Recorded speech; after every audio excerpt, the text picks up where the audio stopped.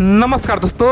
हाल ही में छत्तीसगढ़ में माओवादियों ने एक बहुत ही भयंकर हमला किया था। बड़ी बात तो यह है कि भारत के 22 से अधिक जवान शहीद हो गए। दोस्तों 22 से अधिक जवान वीरगति को प्राप्त हो गए और उसी समय दुनिया के तमाम देश जो भारत का मित्र था, भारत का सहयोग देने के बाद का सब संवेदनाएं व्यक्त किया।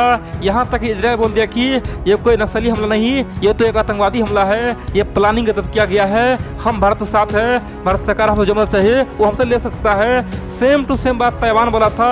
ताइवान बोला था कि ये माओवादी आम लोगों को जीना हराम कर रहा है। खासतौर पे माओ जेडुंग का फिलोसफी बहुत ही खतरनाक है। दोस्तों सेम टू सेम बात अमेरिका कहा था। बड़ी बात तो यह है कि जो भी भारत का मित्र है सबने ओपनली बोला था कि भारत को हम साथ देते हैं और जितना हो सके इस नक्सली को खदेड़ो, सबको मारो, हम आपके साथ हैं। दोस्तों सच्चाई तो यह है कि पहली बार अब तुर्की भारत के समर्थन में आ गया है। सिंपल सी बात कहे तो तुर्की ने घुटने टेक दिया है, तुर्की ने सर पटक दिया है, बोल दिया कि भारत सरकार हमें माफ़ कर दे, हम पहले जो भी गलती किए थे उसे भूल जाइए, अब हम आपका साथ देंगे।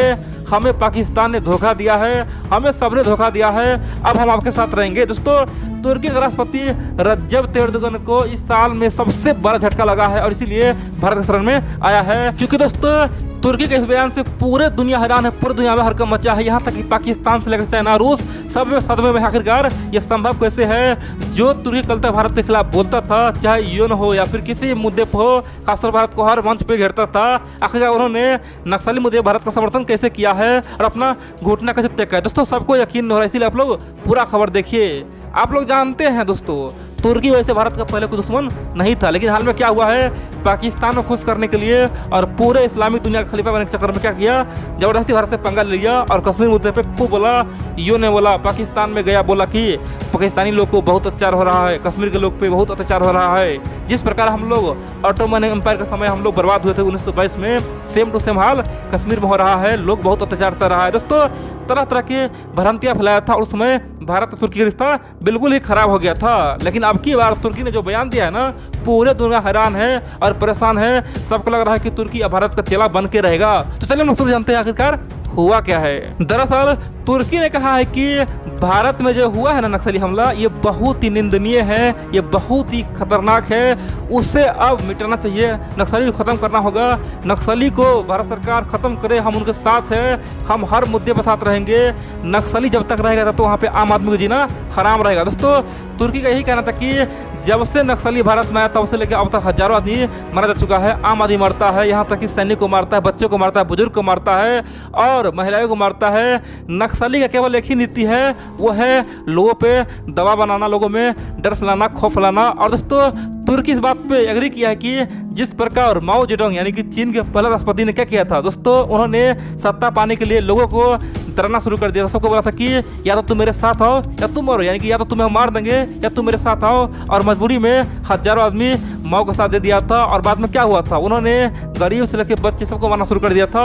और माओ ने एक ही बात कहा था, सत्ता पाने के लिए कुछ भी करो, चाहे जिसे मारना पड़े मारो, कोई दिक्कत नहीं है, खून से होली खेलो, तब जाकर तुम्हें सत्ता मिलेगा, सरकार को तुम हरा सकते हो। दोस्तों नक्सली का भी सेम सोचा, उनका कहना है कि जिस प्रकार चाइना में एक पार्टी का रूल है उसी प्रकार भारत में भी होना चाहिए। जिस प्रकार चाइना में लोगों को बोलने की आज़ादी नहीं है उसी प्रकार भारत में होना चाहिए। जिस प्रकार चाइना में केवल 20 से लेकर 25 लाख कम्युनिस्ट का जो सेना है वही पूरे चाइना पर कब्जा किया हुआ है, 1 अरब 40 करोड़ को कब्जा किया हुआ है, सबको गुलाम बनाया हुआ है। दोस्तों सिंपल सी बात है, यही सोच नक्सली का। उनका कहना है कि केवल लाखों नक्सली मिलकर चाहे तो एक राज्य पे कब्जा कर सकता है और राज्य को अपने गुलाम बना सकता है और जो मन है वो कर सकता है। आप पूछेंगे आखिरकार तुर्की ने इतना बड़ा बयान क्यों दिया, क्या कारण है जो पाकिस्तान से आंख मिलाते हुए, क्या कारण है जो रूस को आंख दिखाते हुए भारत को समर्थन किया है। पहले तो तुर्की ऐसा कभी नहीं किया, इतिहास गवाह है, तुर्की ने कभी भी भारत का समर्थन नहीं किया। खासतौर पे न तो नक्सली मुद्दा किया है और न तो आतंकवादी मुद्दा किया है और न ही कश्मीर मुद्दा किया है। हाँ कभी काल तुर्की भारत में जो प्राकृतिक आपदा आता उस पर कभी कभी बोलता था, लेकिन हाल ही में तुर्की ने ये बयान देकर पूरी दुनिया को क्यों चुका है, क्या कारण है। देखिए दोस्तों तुर्की आज मजबूर हो गया, ठीक है। तुर्की को पता है कि अगर भारत से पंगा लेंगे तो मेरा भी वही हाल होगा जो चीन का हुआ था। चीन आज जिस प्रकार से अलग थलग पड़ा, चाइना पाकिस्तान मिलकर भी भारत को कुछ नहीं कर पाया, दोनों तरफ से फोर्स भेजा, आर्मी भेजा, लेकिन क्या हुआ, कुछ नहीं हुआ। दोस्तों तुर्की जान चुका है कि भारत आज महाशक्ति बन चुका है। तुर्की को पता है कि जिस प्रकार पाकिस्तान अब हाथ फैला रहा है, पाकिस्तान के प्रधानमंत्री बोला है कि भारत से हम रिश्ता सुधारेंगे, भारत को रास्ता देंगे मिडिल ईस्ट तक। तुर्की को पता है कि पाकिस्तान के जो आर्मी बोल रहा है, क्या बोला, उन्होंने बोला है कि हम लोग अब पुराना गिलास को भूल जाएंगे। दोस्तों ये बात को बोला था, पाकिस्तान का आर्मी बोला था, उनका कहना था कि हम लोग पुराना गिलास से भूल जाएंगे, हम लोग फिर से नया रास्ता अपनाएंगे, भारत से दोस्ती करेंगे। तो तुर्की को पता है कि यहाँ पे पाकिस्तान के कारण से हम भारत से पंगा लिए थे और खुद ही हम अलग थलग पड़ जाएंगे, खुद ही हम बर्बाद हो जाएंगे।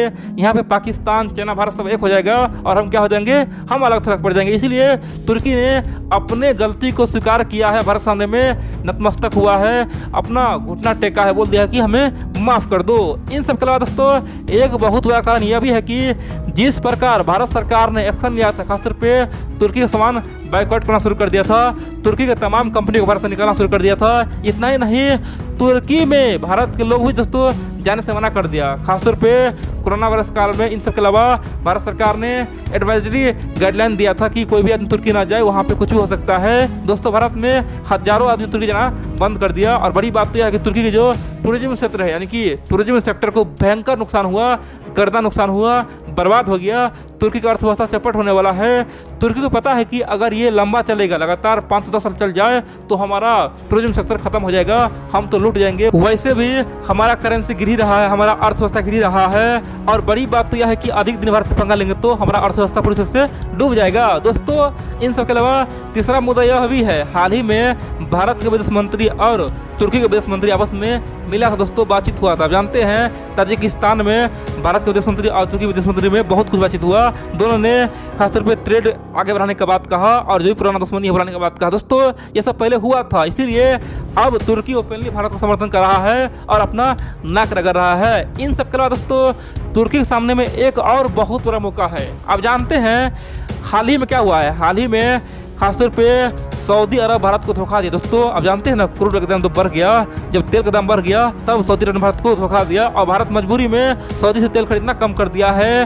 और धीरे धीरे भारत सऊदी एक दूसरे दोस्तों बयानबाजी कर रहा है। सिंपल सी बात है, तुर्की चाहता है कि उसका फायदा उठा ले। दोस्तों तुर्की वैसे भी सऊदी के कारण से ही भारत से दूर हुआ था। जब 2014 में मोदी जी आया था, उसके बाद सऊदी का और भारत का रिश्ता बढ़िया हुआ था और उसके तुरंत बाद दोस्तों देखेंगे तो धीरे धीरे तुर्की का रिश्ता और भारत का रिश्ता खराब हुआ था। सिंपल सी बात कहें तो एक तरफ जहां सऊदी से हमारा रिश्ता मजबूत हुआ, दूसरी ओर तुर्की से रिश्ता खराब हुआ।